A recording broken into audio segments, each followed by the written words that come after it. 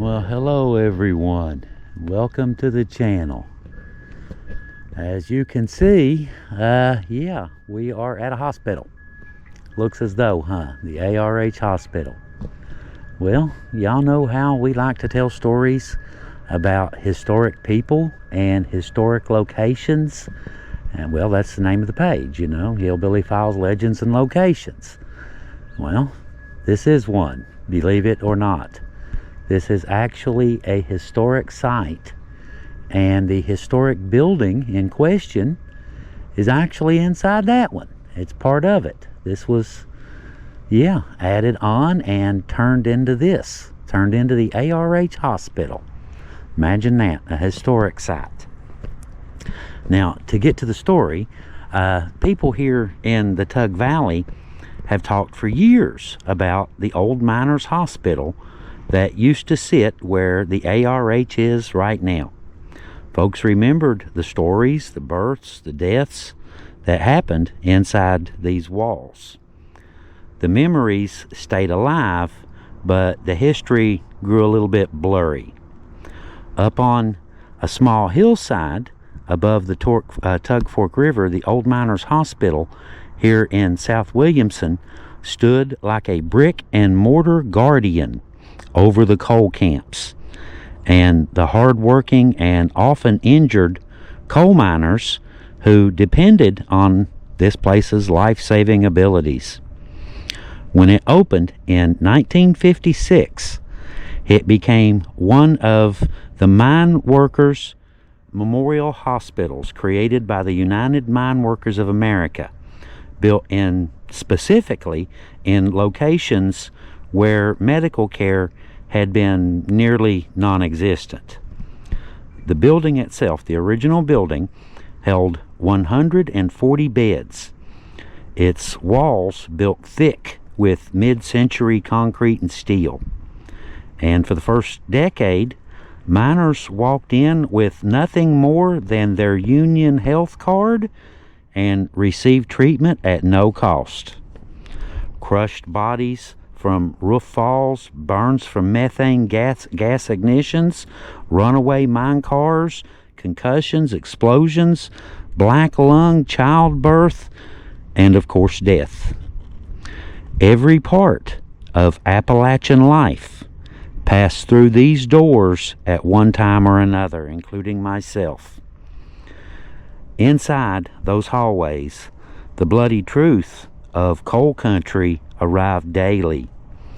When major mine accidents happened, the miners' hospital didn't just treat survivors. It also received and held the bodies until family could claim them. During the 1960s and early 70s especially, the hospital's small morgue was filled several times after large underground disasters. Some miners were laid out quietly until their families could come. Others kept until company men or union representatives arrived.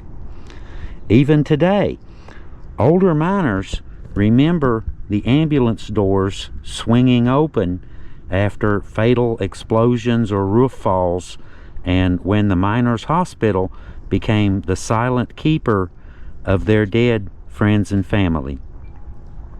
Before the ARH took over, this was the hospital that the coal camps meant when they said they carried him up to South Williamson.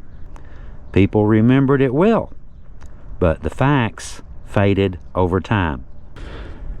Everyone knew that there was a miners' hospital before the ARH era, but now the details are finally all tied together. By the early 1960s, coal production had fallen, and the UMWA health funds struggled to maintain its ultra-rural hospital network.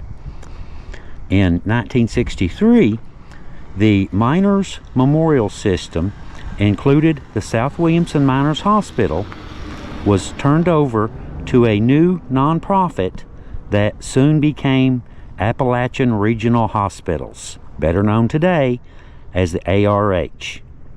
The sign changed, but the purpose didn't. For years, this tiny little hospital remained the medical center for Pike County, Kentucky, and Mingo County, West Virginia. Over the decade since, ARH added outpatient clinics, rehab facilities, long-term care, wound treatment rooms, and later advanced technology that original Miners Hospital staff couldn't even dream of. The hospital stood just high enough to escape the devastation of the 1977 Tug Fork flood, though the valleys below suffered. Streets vanished underwater, families were rescued by boat, and the region spent months recovering. Inside the hospital here, staff treated anyone that could reach them. The flood led to the construction of the flood walls that still stand behind the hospital today. Coal has always been intertwined with the facility. In 2002, an injured miner was brought up from a nearby underground operation, but died just after arriving at the hospital. Many decades earlier, dozens of others had died under the exact same roof during the height of coal's most dangerous era. Coal built this hospital, and coal also filled its emergency rooms. As the years passed, the emergencies changed. In 2022-23, a motorcyclist who ran a red light was taken here to the hospital but didn't survive. In 2020, an ATV rolled into a creek in a remote part of Pike County, and the rider died the next day here at the ARH. In 2024, a teenager hit by a car near Lenore exit along Corridor G was rushed to the hospital but died soon after. In April of 2025, a fight in a Belfry parking lot turned into gunfire, and the injured man died here at the Tug Valley ARH. The tragedy shifted from coal disasters to the modern day realities of rural life, but the hospital remained the same steady destination: crisis. Beside the modern facility lies another layer of history: the old Turkey Creek Cemetery, right up here on the hill, one of the earliest burial grounds in the valley. For decades, it was considered to be lost. Generations passed, brush took over, and the exact location faded from local memory. But earlier this year, we rediscovered it. After decades of being forgotten, the Turkey Creek Cemetery was found again, clearing the confusion, confirming the ridge, and proving that the earliest burials of this valley still rest exactly where they had been placed all those years ago. Locals say that behind or within that cemetery there was once a miners' burial section where unfortunate miners from the early coal operations were laid to rest long before the Miners Hospital was even built in 1956. I remember that the work that they did when they remodeled this. The old hospital is right in there, and they just kind of built all of the new, more modern stuff around the old building. It's still there. It's underneath there. So now, a story that has been long talked about but never actually told is finally complete. The story will now live on with all of us. Now, I told you at the beginning of the video, I said it was a hospital, but it was also a historic site inside there, inside the walls, built right into the building. Underneath this modern facade lies the old Miners Hospital, underneath all of the new concrete and glass and steel. the old building is still there. Very cool, huh? The old cemetery, like I said, the old cemetery is right back up here. There's a little path. You go right over there and go right straight up the hill. And it's some really old graves up there too. But anyway, we just thought we would bring you guys out here. Such a beautiful day. It's a little bit on the cool side, but it's a beautiful, beautiful day here. And we just thought we would bring you guys out here and show you the old ARH hospital.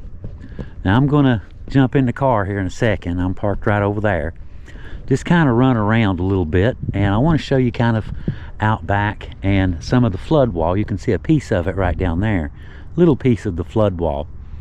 But we had a flood earlier this year, this spring, and I flew my drone. We live about 3 miles from here, 2-3 miles from here.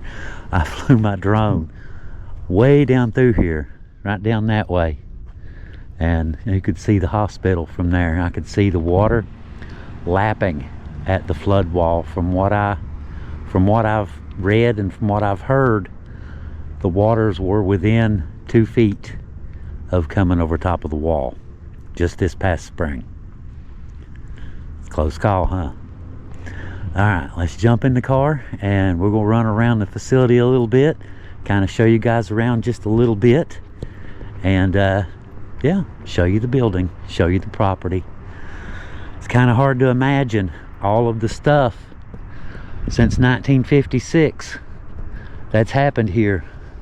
All of the happy moments, the births, your mother was saved after such and such surgery. All of those happy things. Like I said, the birth of your children. There's also the bad side. The deaths, illnesses. I had an ankle surgery in there. My mom was actually in there before she was sent to hospice. She was in here. And Heather's mom as well. Of course, I would imagine just about everybody for many, many, many, many miles around will have good stories and bad stories about this place. Alright, let's jump in the car and go take us a look around and show you the facility a little bit, kind of show you around the grounds. But like I said, right back up here is how you get to the old graveyard. Right over there, and you go right straight up the ridge. It's the only way, straight up the ridge. Alright, let's get situated and kind of run around. I want to run out back, show you guys the flood wall and all this good stuff. Okay, now I've gotten back in the car. We can kind of move around a little bit easier, kind of give you a lay of the land. Pretty, in the rocks, mountainside behind it, beautiful. Even in the winter. I've said before, I love my mountains. I don't care if it's winter or summer. Anyway, let's head on down and we'll circle around. Now, I don't know if you, well, of course you do. Some of you do. If you're over 26, you remember. Y2K, the turn of the century, right? Remember, Y2K is gonna kill us all. Planes are gonna fall right out of the sky and all that stuff. I spent that New Year's Eve sitting here in this hospital right outside the ICU waiting room with a sick friend. This is where I spent Y2K, as a matter of fact. Hard to believe it's 26 years ago. It certainly was, though. Of course, I would imagine just about anybody around here has some kind of story, good or bad, involving this place. It's changed a lot over the years. It certainly has. But the old historic buildings are still inside there, inside those walls. Very cool, huh? Very cool. You never know where history likes to hide. It just seems like it does to me anyway. History likes to hide in plain sight, and you have to go hunt it down. Kind of ironic the places you find it, though, isn't it? History right there underneath the hospital.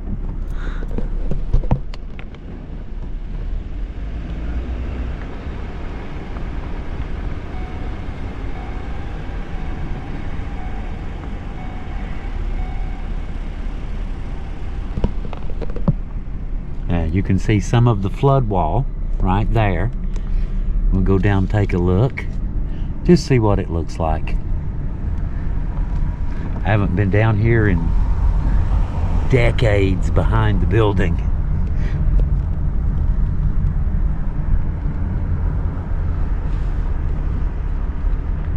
It really is closed off by the flood wall, isn't it?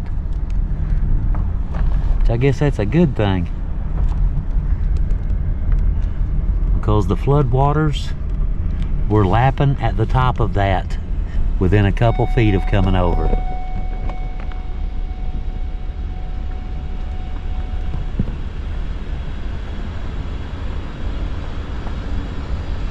U.S. Army Hospital Pump Station, that's how it backs in. It's changed a lot, hasn't it? Changed a lot over the years. And like I said, everybody around here will have some kind of story involving this place. Be kind of curious if, I would imagine most of the old hospital can't be seen underneath all of the pretty new facade. It's under there though. It's there.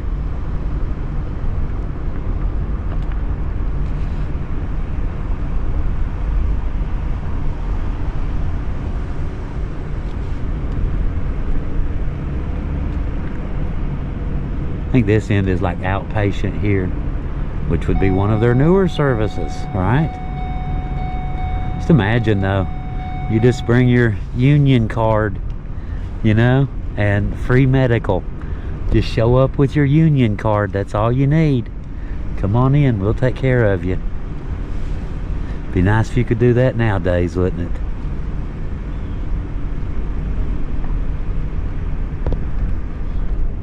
This end has numerous doctor's offices and, like I said, outpatient services. And right back over there is where we started at. There's the old graveyard. Yeah, I know. Dang it, I ain't got my seatbelt on. I'm just in the parking lot. Not like I'm out on the road or anything. But anyway, guys. Alright, I just thought I would bring you down here. We wanted to tell you this story, and like I said, the old miners hospital, there's a lot of old stories. A lot of people, you know, talk about the old miners hospital and things that happened here, and how this building and the events that happened here changed their lives. But anyway, we also wanted to say a great big thank you to everyone involved. You know, the UMWA for building the thing in the first place. You know, trying to put some sort of medical services where there were none. It's now a modern hospital. Not the biggest, but it is a modern hospital now. A lot of history. Alright guys, we will see y'all next time. Y'all have a really good day, and we appreciate you guys for coming along and hearing our little story today. Leo out.